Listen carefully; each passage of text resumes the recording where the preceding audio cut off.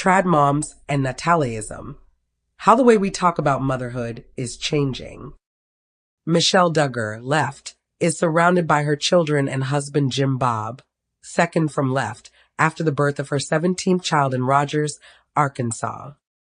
The way we're talking about motherhood is changing, says Miranda Brady, a professor of communication at Carleton University.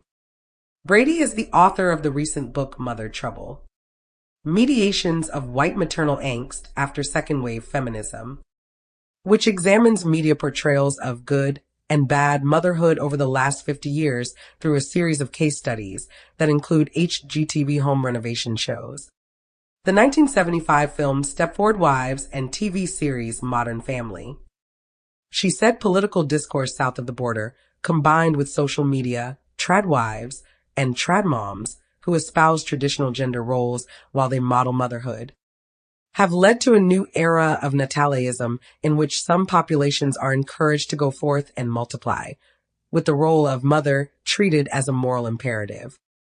The Canadian press spoke with Brady about how motherhood is being politicized in this moment and what it's rooted in.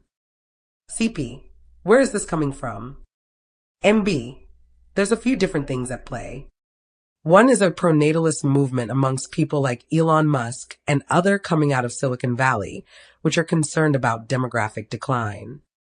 And so they assume a kind of instrumentalist perspective on these declines, which involves trying to promote procreation as much as possible.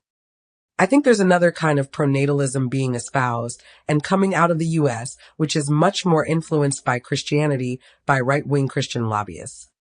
CP, the quiverful thing. MB, yes, exactly. That is influenced by the same culture that produced the Duggars. And I think the Duggars had a big influence on this kind of prolific childbearing amongst a right-wing, conservative Christian base. In some Christian circles and cultures, in particular the Church of Latter-day Saints, prolific child-rearing has always been part of the culture. But what's happening now is it's becoming much more mainstream through lobbying efforts by right-wing Christians, but I think also by influencer culture.